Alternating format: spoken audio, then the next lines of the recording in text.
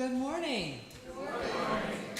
My name is Reverend Krista Taves, lead minister, and I am so pleased to welcome you to Eliot Unitarian Universalist Chapel, where justice, equity, transformation, pluralism, interdependence, and generosity are our core values and the way we center love. It is good to be together.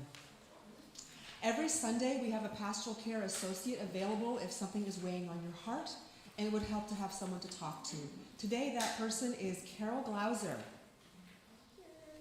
If you're visiting, thank you for being here. I hope this is a meaningful experience for you. We have a welcome team person who is ready for any questions you may have about our congregation or Unitarian Universalism, and that is Lynn Murphy, right over there. And also, after the service, between the two services today, Reverend D. Evans, our assistant minister, is holding an invitation to membership class in the library off of Adams Hall. This is for anyone who's interested in what it means to become a member. And a lot of you have those questions when you come here. So Reverend D will be there to help you. If you are visiting, there are guest forms at both entrances to the sanctuary and the QR code on the screen so that we can stay in touch. So if you're comfortable doing so, please fill that out, and that will help us know what you are looking for, what you're needing, so we can better respond to what brought you here. And then please join us for coffee hour and take a blue cup so that we'll be sure to welcome you, and then if you want to, head over to the library. If you're a member or friend, look for the blue cups and be sure to welcome our guests. Even invite them into your circle of conversation. And our online coffee hour is at 1:30. Now for all of us, if you or a little one become restless and you need to run around, there's a live feed in the fellowship hall, which is just out these doors and to the left, with lots of room to run, and there is a live feed, and there are snacks after the service in Adams Hall, and you're welcome to take your younger kids to the playground if they want to run off some steam. Also, just to let you know, after the service, we're planting a tree in the front yard because it is Earth Day.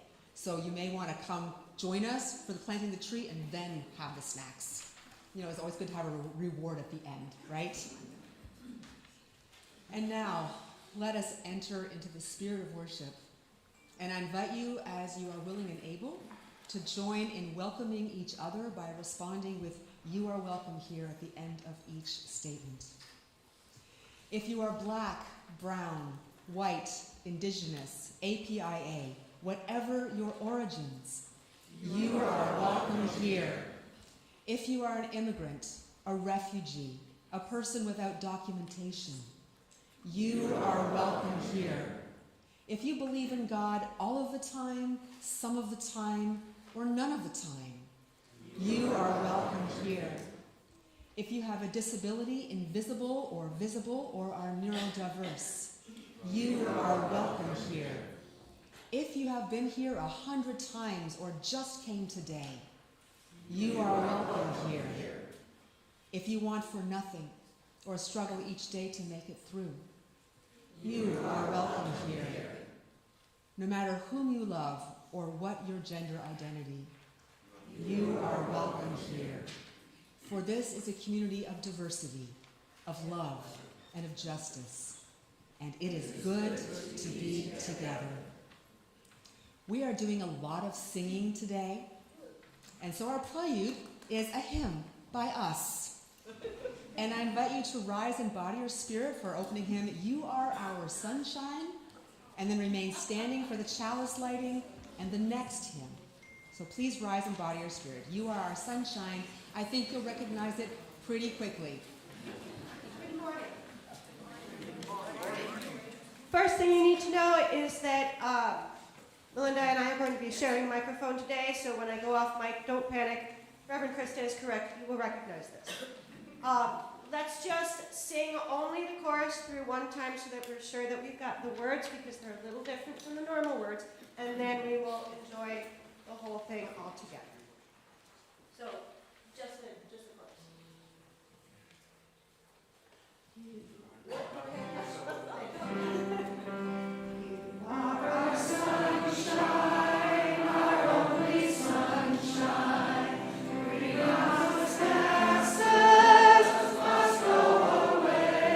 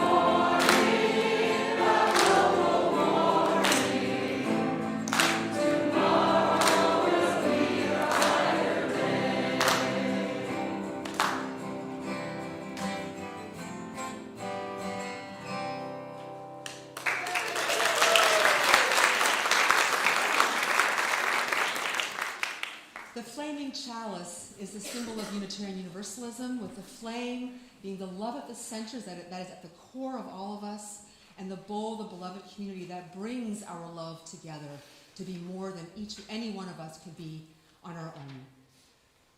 Our chalice lighting is by Adina Danouf and Tania E. Marquez. We light this chalice for the earth, of which we are all a part.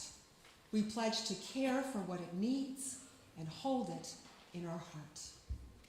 And our next hymn is called "The Tide is Rising."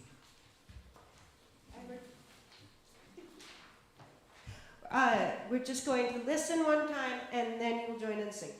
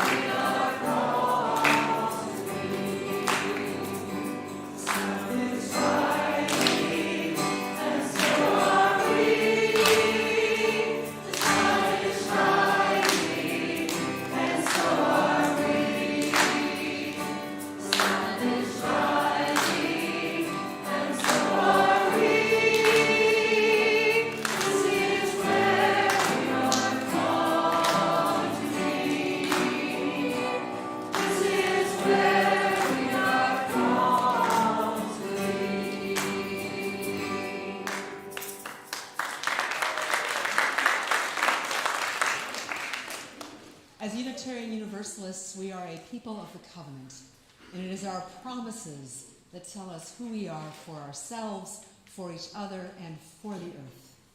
I invite you to join with me in speaking our congregational covenant.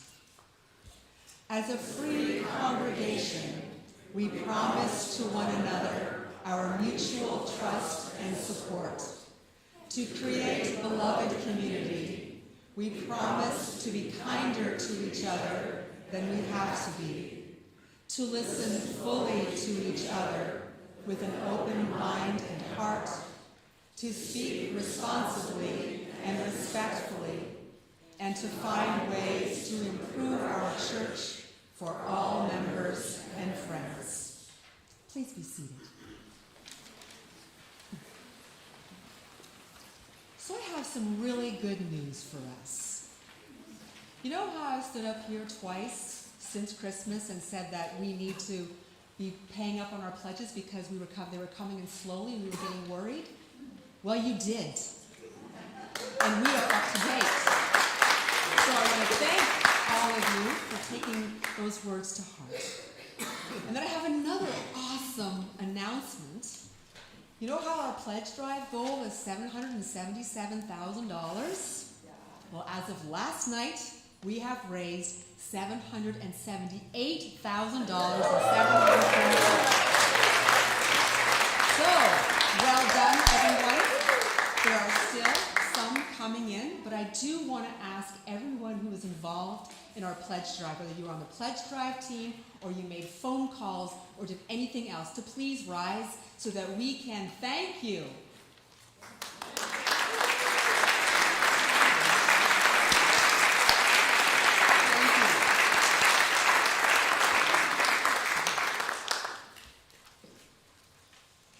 Every Sunday, we share our plate with an organization in the community that shares our values, especially the value where love is always at the center of everything we do. That is our aspiration.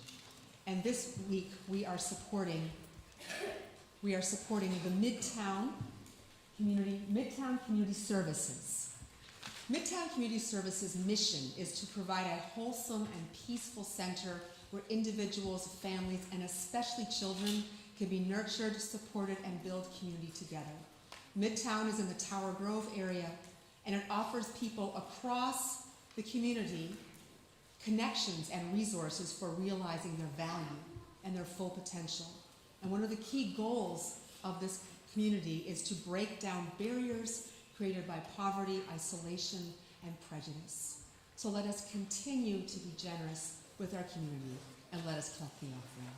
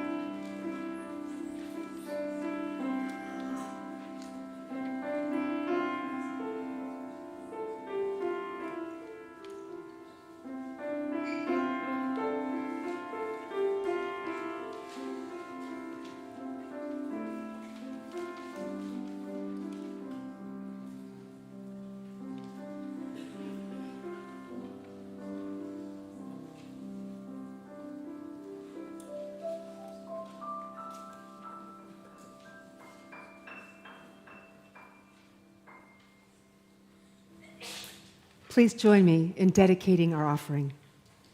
To the work of the Church, which is weaving a tapestry of love and action, we dedicate our lives and these our offerings. Today's prayer is a sung prayer, adapted from the original Let Us Bless the Earth by Eric Williams. And there is a refrain. So I'm going to sing, and then you will join me in a refrain.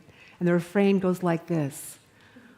Oh, Spirit, hear our prayer.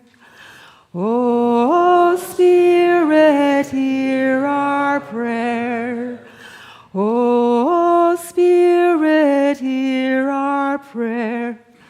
Oh, Spirit, hear our prayer. Let us bless the earth that is steady and firm. Oh, Spirit, hear our prayer. Let us bless the sky that is filled with light. Oh, Spirit, hear our prayer. Holy is their union without ceasing. Oh, Spirit, hear our prayer. Let us bless their children, the bounty of the forest and the fields, and the harvest of the waters. O Spirit, hear our prayer. Bless the stones, bless the trees, bless the plants and the animals, and the birds and the insects, the reptiles and the amphibians, and the mammals, and all living things. O Spirit, hear our prayer. Let us enter for a moment of silence for the prayers of our hearts.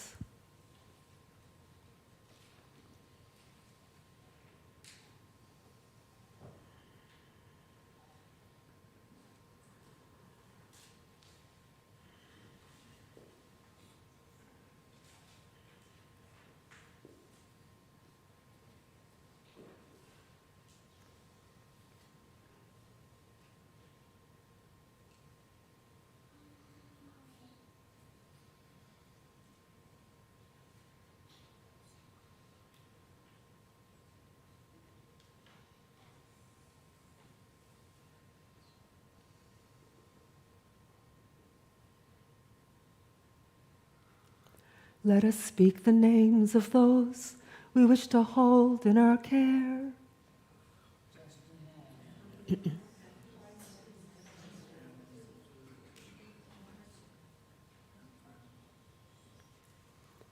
May the gifts of the earth and sky strengthen, refresh, nourish, and heal the peoples of the earth.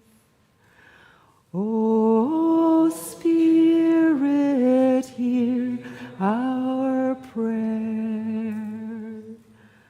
Amen.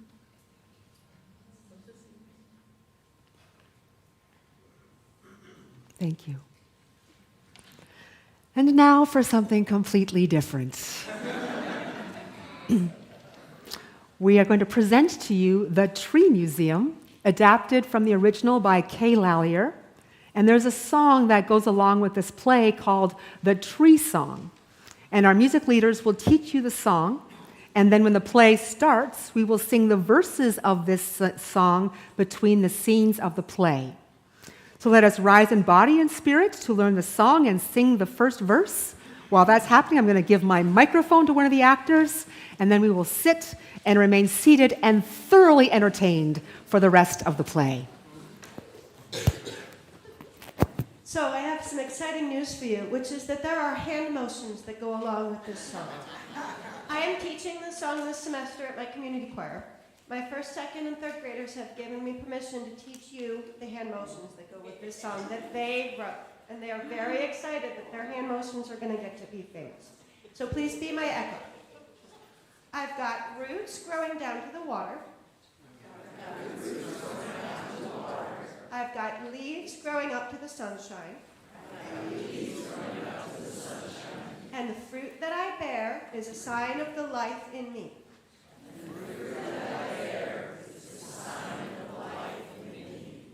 I am shade for the hot summer sundown. I am nest for the birds of the heaven. This one we don't have a movement for. I'm becoming what the Lord of Trees has meant me to be.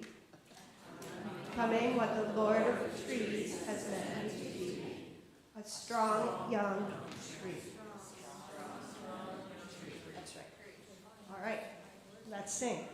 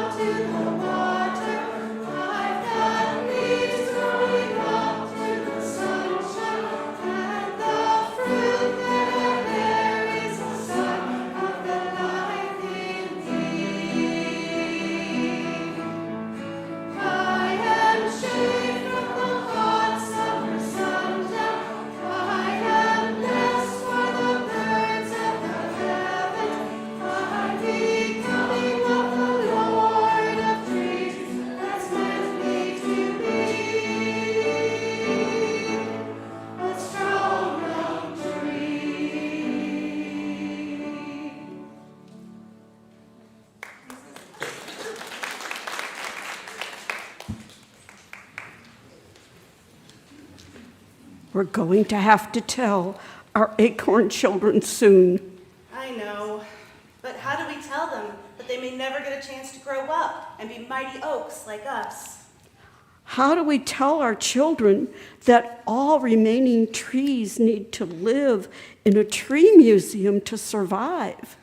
Step right up. Now accepting applications for the tree museum. Tree ferns stay to the right, palm trees to the left. I'm here with my willow tree application, but I am not happy to be here at all. This is so wrong. I've heard weepy willows, but not whiny willows. All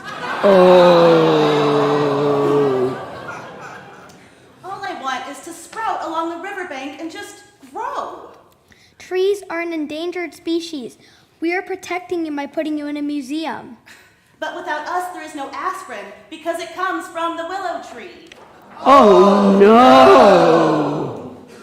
And without apple trees, there is no apple juice or apple pie.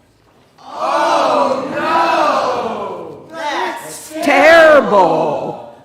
I'm sorry, but we humans have destroyed so much habitat. If you don't come, there will be no more trees ever. We need a hero like Johnny Appleseed. Oh, God, you guys me. And so I thank the Lord for giving me the things I need. And the moon, the rain, and the apple seed. And the Lord is good to me. The apple seed, amen. Hey! I heard people keep cutting down trees to make more rooms for buildings and parking lots. Boo! Something's got to be done with this. And I know just the person who knew it. The first president of the United States, George Washington. Oh, whoops. I'm a cherry tree, and I say no. He cut down my great-great-great-grandfather. Boo!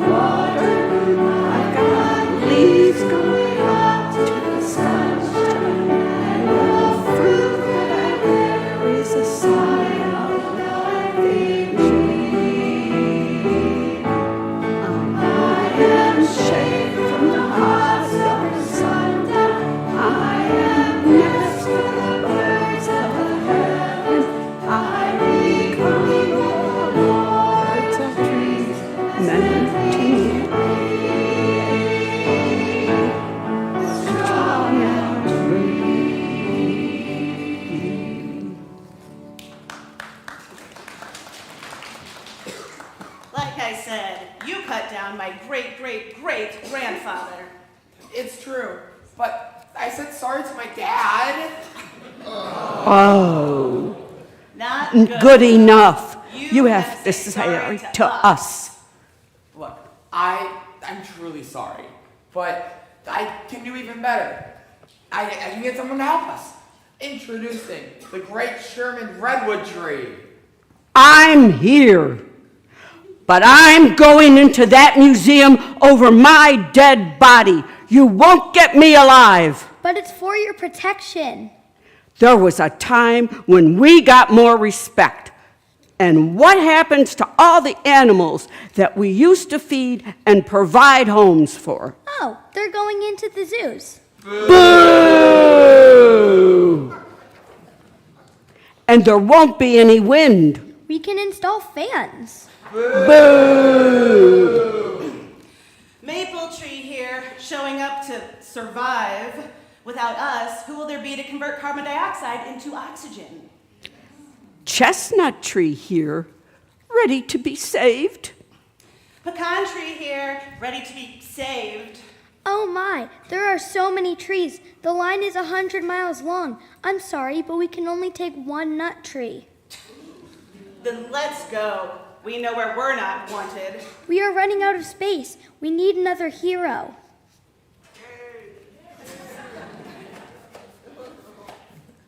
Paul Bunyan here. And you got too many trees. And guess what? I can help with that. So, let's get started with the redwood. Ooh, I oughta! Do you want to start a riot? Get out! Get out!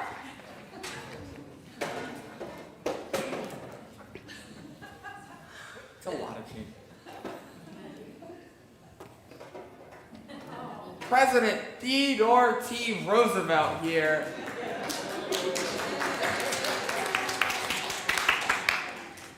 Maybe I can help.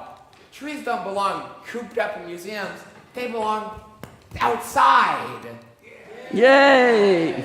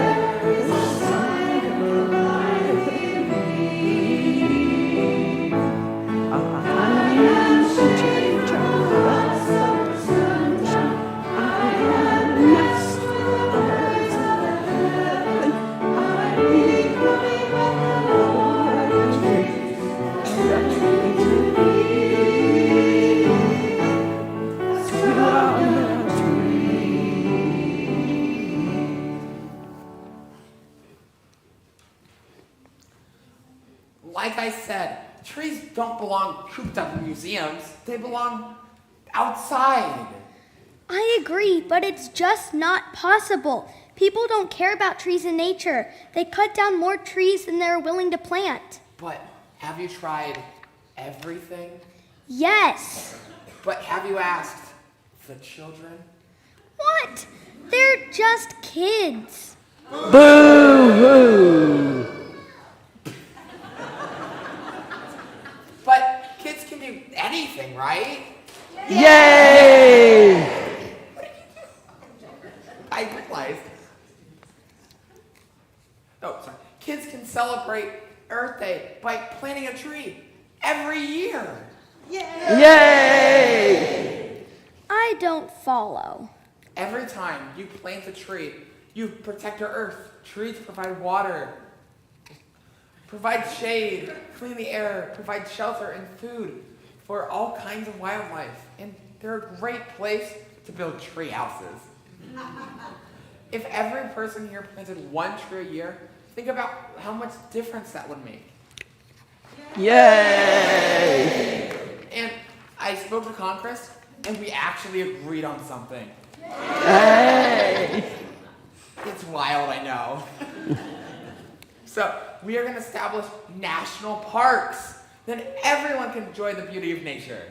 So if the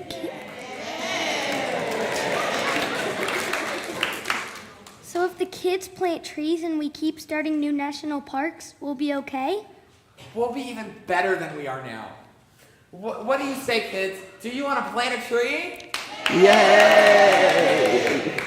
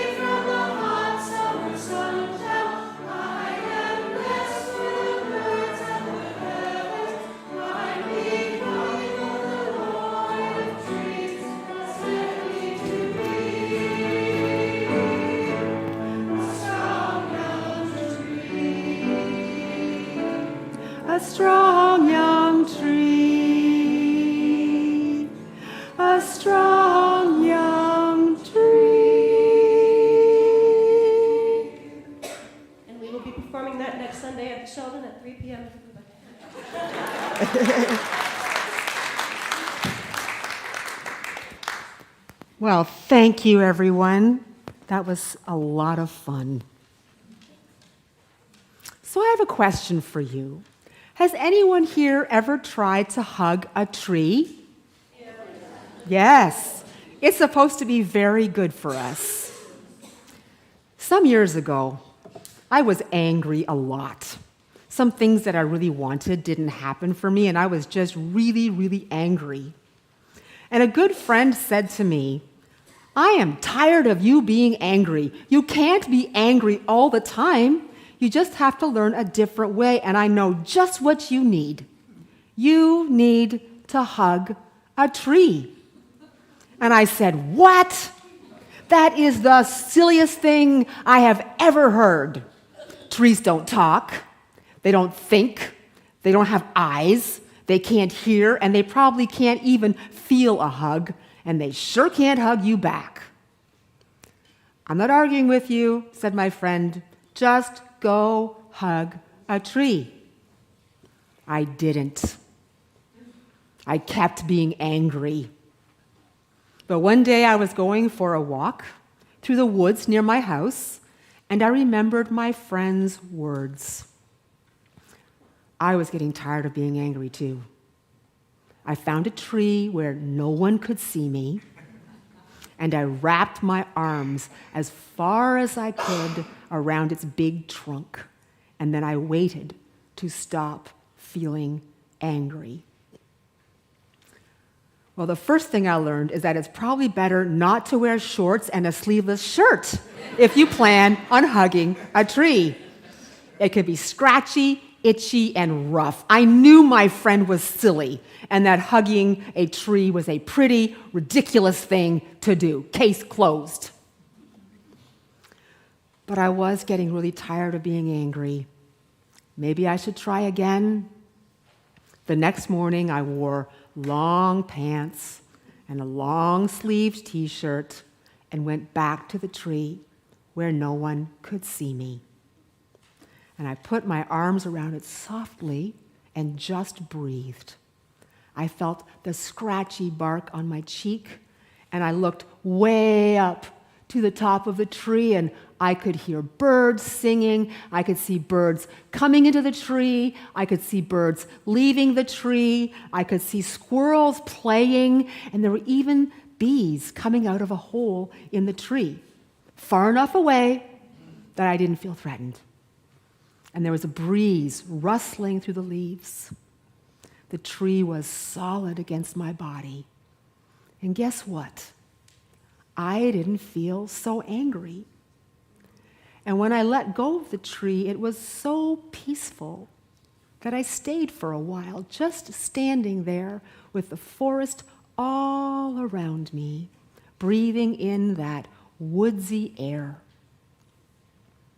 I guess it wasn't silly after all.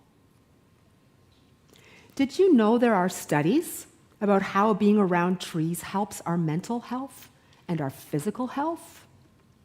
Trees release natural compounds called phytoncides that help strengthen the immune system and lift mood. Even just standing near them can reduce hypertension, stress, and symptoms of depression and anxiety.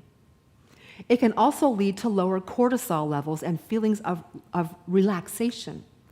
Living trees emit weak electromagnetic frequencies that some research suggests might interact with our own bioelectrical systems. When you touch a tree, you are potentially syncing up with those natural rhythms. Other studies have found that being in a forest can lower blood pressure, improve cardiovascular function, and enhance immune system activity. Some researchers are even looking into the possibility that being around trees leads to increased natural killer cell activity, which helps fight infections and maybe even cancer. And all of this is just from being around trees, breathing around trees, touching trees, not making something from their leaves or their bark or their sap. is just from being around trees and breathing the air. I guess hugging a tree really isn't silly. Trees are very, very important. They take carbon dioxide out of the air and put oxygen back in. They take pollutants out of the air, cleaning it for us. They store moisture. They release moisture. Their roots hold together the soil. They provide homes for all kinds of animals. And when it's really hot, they provide shade. In the fall, when their leaves tumble to the ground, that becomes leaf mulch, which turns into rich soil where more trees can grow. The whole earth depends on trees, even places where there aren't trees, because what they put back into the air can travel a long ways. But the museum worker in our play was right. We cut down more trees than we plant. We want wood for our homes. We want paper for printing. We want paper towels and toilet paper and cardboard boxes and envelopes. And this is not only hurting trees, it is hurting everything else, including us. Today we are celebrating the earth. For Unitarian Universalists, the earth is sacred. Everything we have and are, from the food we eat, the water we drink, and our own bodies, is from the earth. So being good to the earth is a spiritual practice, and it's also an act of self-care. Hugging a tree can be just like praying. Isn't that special? The Unitarian Universalist value that helps us understand our place on the earth is the value of interdependence. We celebrate that we are connected with everything and everyone from here on earth to way out in the universe. And part of celebrating our interdependence means respecting everything that we are connected to. That means everything. We are connected to everything. And we have the responsibility to do right by the earth because we are the earth. It's not separate from us at all. We know that the earth is getting warmer and that it's getting harder for plants and animals and everything that lives. It's getting harder for humans. And that is upsetting to many people. And when we see others not taking this seriously, or not believing that we are causing the problems, or just not caring, it can make us really angry, it can make us afraid, and it can make us very sad. There are grief groups. Did you know this? There are grief groups for people who are grieving what is happening to our earth. One of the reasons we have Earth Day is to remind ourselves that every one of us has something we can do. Yes, we need our governments and our corporations and the international community to make it possible for really big changes to happen. But even when they let us down, we can't give up because remember, we are the earth. John Stanley and David Loy, who wrote the article, At the Edge of the Roof, the Evolutionary Crisis of the Human Spirit, say that, quote, spontaneous affinity with the natural world is our natural state. There is a link between a love of nature, deep spiritual experience, and our moral sense. It is a key part of the human spirit. It can leave us lost for words. For us to live our value of interdependence is a part of the human spirit. So even things like turning the thermostat up in the summer and down in the winter is spiritual work. Asking our local governments for more bike lanes so that we can use our bikes for transportation is spiritual work. Buying hybrid or electric vehicles, using less paper, opting out of mailed credit card offers and junk mail is spiritual work. And here's something many of us can do. Ameren has a community solar program. I know there's lots of issues with Ameren, but I think they're doing something right here. You can decide what percentage of your electricity will come from solar. And your commitment supports building more solar farms and adds clean energy to the grid. and it costs a little bit more at first, but your price stays the same. So as inflation goes up, your electrical cost stays the same. And you have personally invested in more solar power. That's going to help us. It's going to help the trees. It's going to help all the animals. It will help everything and everyone. We can make sure we don't buy too much food so it doesn't go bad. We can have composters in our backyards or on our balconies if you live in an apartment, so less food goes into the trash. And always, we can let our elected leaders know that we are watching them and won't let them forget about our responsibility to the environment. This is all spiritual work. Imagine that every letter or phone call or email to our legislators is a prayer. And we can plant trees. Imagine if every person planted 1 tree or 2 trees or 3 trees in a year.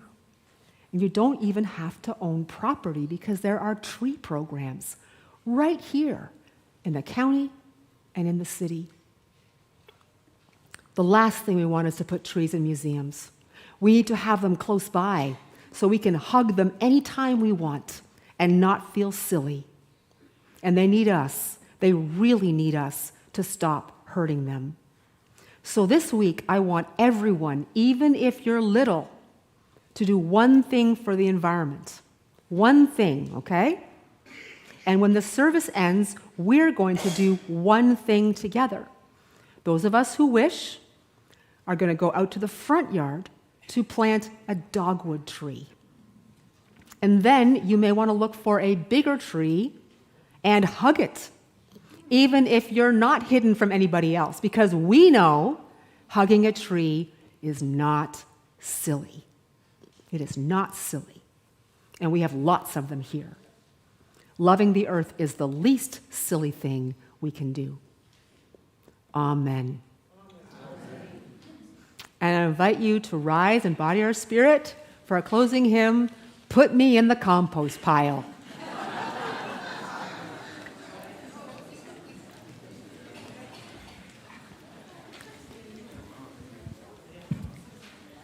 So this is going to be another one that we sing the chorus, and Christy is going to sing the verses. So let's practice just singing the chorus one time, and then we will go into the whole thing.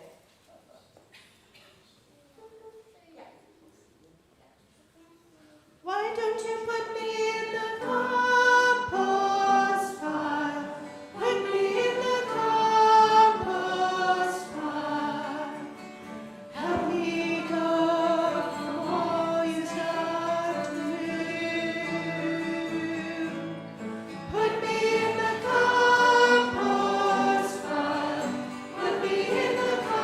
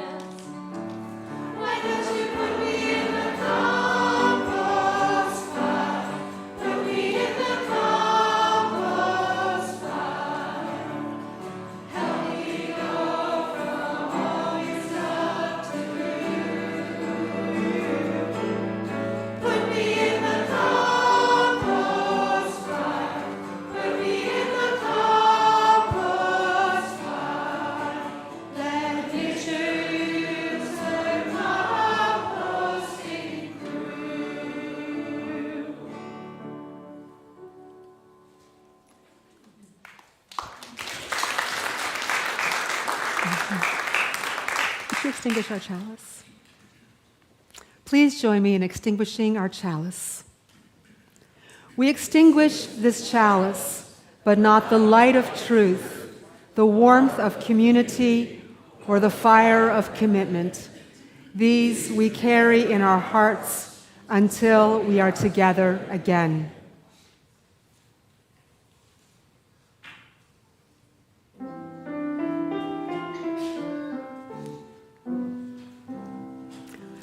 We will keep a place for you wherever you may go.